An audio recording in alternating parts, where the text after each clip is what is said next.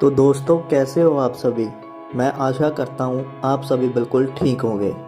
दोस्तों, हमारी आज की कहानी सच कहूँ तो बिल्कुल लाजवाब होने वाली है। अगर आप पहली बार मेरे चैनल पर आए हैं तो मेरे चैनल को सब्सक्राइब और बेल आइकन को प्रेस कर लीजिए, जो आपको मेरी आगे की वीडियोस का नोटिफिकेशन मिलता रहे। तो बिना देरी किए दोस्तों, जल्दी जल्दी अपने अपने हेडफोन्स लगाएं और शुरू हो जाए मेरे साथ स्टोरी को सुनने के लिए।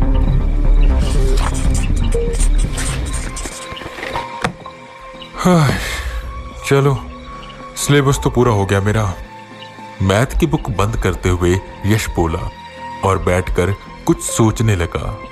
यश पुणे के डीबीएस स्कूल में 11th क्लास में पढ़ता था और हमेशा अपनी क्लास में फर्स्ट आता था।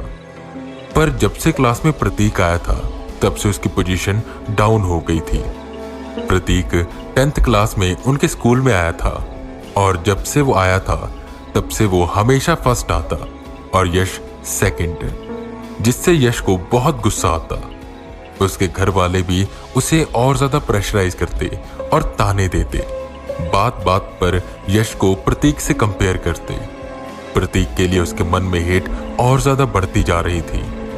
नेक्स्ट वीक से उनके एग्जाम शुरू थे तो यश ने अपने स्टडी का टाइम डबल कर दिया था और इसी के साथ वो सोच रहा था कि कैसे वो प्रतीक को स्टडी से डिस्ट्रैक्ट कर सके। प्रतीक यश को अपना सबसे अच्छा दोस्त मानता था क्योंकि यश ने ही उसकी तरफ दोस्ती का हाथ बढ़ाया था। इसमें यश की चाल थी, वो उसे दोस्ती करके हमेशा उसे खेलने के लिए कहता, पढ़ाई से दूर करता और खुद रात रात जाकर स्टडी करता। उसने हर वो तरीके अपना लिए थे जिससे वो प्रतीक को स्टडी से दूर कर सके, पर फिर भी प्रतीक हमेशा फर्स्ट आता था। इस बार भी उसका दिमाग बस यही सोचने में लगा हुआ था कि कैसे वो प्रतीक को स्टडी से डिस्ट्रैक्ट करे। उसके दिमाग में एक आइडिया आया। उसने जल्दी से प्रतीक को कॉल किया। हेलो प्रतीक। हाँ, मैं बिल्कुल ठीक हूँ, तुम बताओ कैसे हो। अच्छा सुन, मैं यही सोच रहा था कि अगले हफ्ते से एग्जाम शुरू हैं, तो क्यों ना हम साथ में स्टडी करें। तू ऐसा कर, अभी मेरे घर आ जा, पूरी रात हम दोनों मिलकर पढ़ते हैं। हाँ ठीक है, चल वेट कर रहा हूं मैं तेरा। मुस्कुराते हुए यश ने फोन रखा। ये आएगा तो पढ़ने के लिए, पर मैं इसके साथ कोई ना कोई टाइम पास करता रहूंगा ताकि इसका सिलेबस पूरा ना हो पाए। और मैंने तो मेरा सिलेबस पूरा कर लिया है तो कोई टेंशन ही नहीं है। इस बार तो मैं ही फर्स्ट आऊंगा। उसने आराम से उठते हुए सोचा।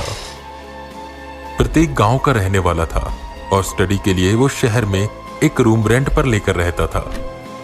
यहीं 10 बज रहे थे जब प्रतीक यश के घर पहुंचा। भाई, मेरे तो मैथ के काफी चैप्टर पड़े हैं, सोच रहा हूं आज वही कंप्लीट कर लेते हैं और तू प्लीज मेरी हेल्प करा देना। सीढ़ियां चढ़ते हुए प्रतीक बोला, जिस पर यश ने जवाब दिया, अरे बिल्कुल यार, पर प्लीज मत बोल, मेरे भी मैथ के आधे चैप्टर पढ़े हैं तो हम दोनों आज वही कवर करते हैं। वो दोनों रूम के अंदर एंटर हुए। आज यश के घर में कोई नहीं था। उसके mummy papa out of station गए हुए थे, जो अगली सुबह आने वाले थे। कुछ देर तो उन दोनों ने स्टडी की कि फिर यश बुक बंद करते हुए बोला, भाई मेरा तो सर फटने लगा, ऐसा करते हैं थोड़ी देर ब्रेक ले लेते हैं। जिस पर प्रतीक भी हामी भरता है और वो दोनों यहाँ वहां की बातें करने लगते हैं, जिसमें अचानक ही यश भूतों की बात करता है। प्रतीक उतना भूतों में मानता नहीं था, हालांकि गांव में उसने भूतों के काफी किस्से सुने हुए थे, पर उसे ये सब बस किस्से ही लगते थे। जिस पर प्रतीक यश को भी कहता है कि ये भूत वूत कुछ नहीं होता, ये सब बस मनगढ़ंत कहानियां होती हैं। जिस पर यश कहता है, भाई सुन, मेरी बात मान या ना मान, पर भूत सच में होते हैं और अगर तू चाहता है ना तो मैं तुझे भूत दिखा भी सकता हूं। ये सुन एक पल तो प्रतीक चौंका। तू मुझे भूत दिखा सकता है? सच में? हाँ भाई सच में, मैं तुझे भूत दिखा सकता हूं, यश ने जवाब दिया। जिस पर प्रतीक बिल्कुल उलझन में था। यश उसकी इस उलझन को दूर करने के लिए कहता है, भूत प्रेत ये सब हमारे आसपास ही होते हैं, बिल्कुल हवा की तरह। पर हमें दिखाई नहीं देते। पर अगर हम चाहें तो इन्हें देख सकते हैं, बस उसके लिए कुछ रिचुअल फॉलो करने पड़ते हैं। प्रतीक ने पूछा, मतलब हम एक गेम खेलते हैं। मैंने इस गेम के बारे में ऑनलाइन सुना था और इस गेम का नाम है हॉरर हाइड एंड सीक। जैसे नॉर्मल हाइड एंड सीक होती है ना, जिसमें हम छुपते हैं और जिसकी बारी होती है वो हमें ढूंढता है, बिल्कुल ठीक इसमें भी ऐसा ही होता है। पर इसमें हम छुपते हैं और भूत हमें ढूंढता है। और ये गेम 12 से 3 के बीच में होती है। अगर तो तू 12 से 3 इससे छुप के रहा तो तेरी कोई भी विश पूरी होगी। पर अगर इसने 12 से 3 तुझे पकड़ लिया तो ये तुझे मार देगा। अब बता, खेलेगा?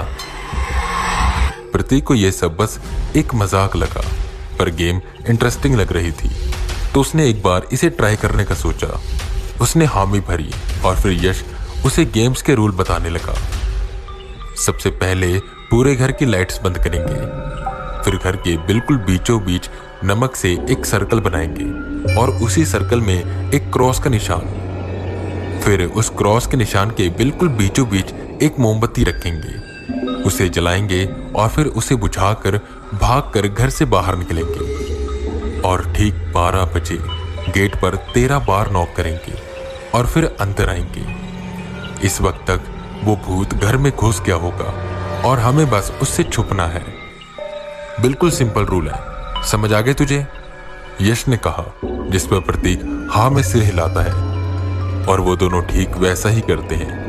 पहले पूरे घर की लाइट्स बंद करते हैं, फिर हॉल में बीचों बीच नमक से एक गोला बनाते हैं और उसके अंदर एक क्रॉस का निशान, और उसी निशान के बिल्कुल बीचों बीच वो मोमबत्ती रखते हैं और फिर उसे जलाते हैं। अभी 12 बजने में बस 10 मिनट पड़े थे। यश आंखें बंद करके कुछ बदबदाने लगा और उस मोमबत्ती को बुझाकर भाग के घर के बाहर निकलते हैं।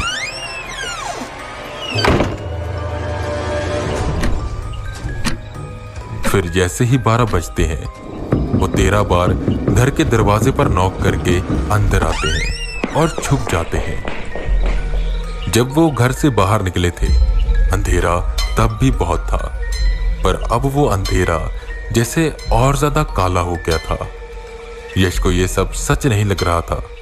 उसने सोचा कि वो प्रतीक के साथ मिलकर ये गेम खेलेगा और उसका टाइम वेस्ट करेगा, और वहीं प्रतीक को भी ये सब बस एक मजाक लग रहा था। प्रतीक सोफे के पीछे छुपा हुआ था और यश कर्टन के पीछे, कि तभी उन्हें घर में किसी के कदमों की आवाज आई और उसी के साथ साथ विसल की आवाज, जो कि काफी डरावनी लग रही थी। ये सुनकर वो दोनों घबरा गए। यश ने प्रतीक से धीरे से कहा, प्रतीक, प्रतीक, वो आ चुका है, छुप कर रहना, ठीक है? डर अब दोनों को लग रहा था। वो दोनों डर से कांप रहे थे, क्योंकि वो जो भी था उनके बहुत करीब था। उसकी आवाजें वो साफ साफ सुन पा रहे थे। बस वो हमें ढूंढ ना ले, वो दोनों यही प्रार्थना कर रहे थे कि तभी उसके कदमों की आवाज दूर जाते हुए सुनाई दी। वो बेडरूम में चला गया। मौका देख वो दोनों ऊपर की ओर भागने लगे कि तभी अंधेरे में यश को ठोकर लगी और वो सोफा हल्का सा हिला, जिससे आवाज हुई। प्रतीक सीढ़ियों तक पहुंचा था। सोफा हिलने की आवाज सुनकर वो कदम तेजी से हॉल की ओर आने लगे। प्रतीक सीढ़ियों के पीछे बनी छोटी सी जगह पर छुप गया और यश सोफे के पीछे। वो कदम हॉल में आकर रुके और वो उस सोफे को अच्छे से देखने लगा। उसकी गरम गरम सांसें यश महसूस कर पा रहा था। वो बस उसे ढूंढने ही वाला था कि तभी प्रतीक ने पास में पड़ी चप्पल उठाई और बेडरूम के अंदर फेंकी, जिससे बेडरूम से आवाज हुई और वो कदम फिर से रुककर बेडरूम की ओर जाने लगे। मौका देखकर वो दोनों ऊपर यश के रूम में गई वो भी उनके पीछे पीछे जाने लगा। वो दोनों सीधा यश के कमरे में घुसे और बेड के नीचे छुप गए। वो भी उनके कमरे में पहुंचा और उन्हें ढूंढने लगा।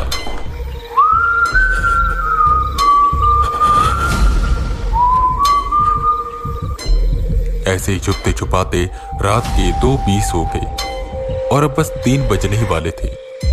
यश और प्रतीक उस गेम को बस जीतने ही वाले थे कि तभी यश ने प्रतीक से पूछा, हम ये गेम जीतने ही वाले हैं, तो एक बात बता, तू क्या विश करेगा? कुछ देर सोचने के बाद प्रतीक बोला,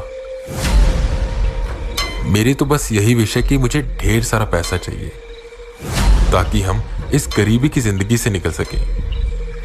मेरे पापा खेती करते हैं और हमारे सर पर बहुत कर्जा है। बस मैं तो इतने चाहता हूं कि ढेर सारा पैसा मिल जाए और हम सुकून की जिंदगी जी सकें। वो हल्का सा मुस्कुराया, पर उसकी इस मुस्कान का दर्द यश महसूस कर पा रहा था। यश कुछ देर मौन रहा कि तभी प्रतीक ने पूछा, वैसे तू क्या मांगेगा? कुछ देर सोचने के बाद यश ने कहा, क्या मांगूं? यार सब कुछ तो है मेरे पास। हाँ, मेरी यही विश है कि मैं इस बार फर्स्ट आऊं। प्रतीक ने अच्छा बोला और टाइम देखा। अब बस 15 मिनट बचे थे कि तभी उन्हें फिर से वो विसल की आवाज सुनाई देने लगी और उसी के साथ भारी कदम सीढ़ियों से ऊपर की ओर आ रहे थे और अब वो बिल्कुल गुस्से में लग रहा था। उसके गुर्राने की आवाज धीरे धीरे कर तेज होती जा रही थी और वो सुनकर डर से वो दोनों कांप रहे थे, क्योंकि इतनी डरावनी आवाज उन दोनों ने कभी भी नहीं सुनी थी। वो उसके कमरे के सामने से गुजरा और स्टोर रूम में चला गया। 1-2 मिनट तक कोई आवाज नहीं आई, जिस पर यश ने कहा, प्रतीक, वो भी स्टोर रूम में है और हो सकता है कि अब हमारे रूम में आए। ये जगह सेफ नहीं है, ऐसा करते हैं कि नीचे चलते हैं। प्रतीक ने हामी भरी और वो बेड के नीचे से बाहर आए। दबे पांव वो दोनों रूम से बाहर निकले। यहाँ वहां देखा कोई भी नहीं था। फिर वो तेजी से नीचे की ओर जाने लगे। प्रतीक आगे था और यश पीछे। प्रतीक जैसे ही सीढ़ियों के सामने पहुंचा, उसने देखा कि सीढ़ियों के बिल्कुल बीचों बीच कोई खड़ा था, जिसकी अंधेरे में बस लाल लाल गहरी आंखें चमक रही थी। वो वही था जिससे उन दोनों को छुपना था। प्रतीक जल्दी से पीछे की ओर मुड़ा। यश ने भी उन लाल गहरी आंखों को देखा और डर गया। वो तेजी से उनकी ओर बढ़ने लगा। यश ने बिना कुछ सोचे समझे प्रतीक को पकड़ा और सीढ़ियों की तरफ धक्का दे दिया। यश वहां से बहुत तेज भागा। भागते हुए उसे बस प्रतीक के जोर जोर से चिल्लाने की आवाजें आ रही थी और उसी आवाज के साथ किसी के कुछ चबाने की आवाजें। ये सब सुनकर यश का दिल दहल गया। वो सोचने लगा कि उसने ऐसा क्यों किया। वो जाकर अपने कमरे में छुप गया। पूरे 3 बज गए और वो अननोन आइडेंटिटी और प्रतीक उस घर में नहीं थे। यश ने प्रतीक को पूरे घर में ढूंढा, पर वो कहीं मिल नहीं रहा था। यश को इस बात का बहुत ज्यादा पछतावा हो रहा था। इस बात को हुए महीना हो गया और एक न्यूज पूरे शहर में फैलने लगी। यश सिंह ने पूरे पुणे में टॉप किया और वहीं उसका क्लासमेट प्रतीक मेहरा पिछले 1 महीने से गायब था, जिसकी कोई भी खबर पता नहीं चल रही थी।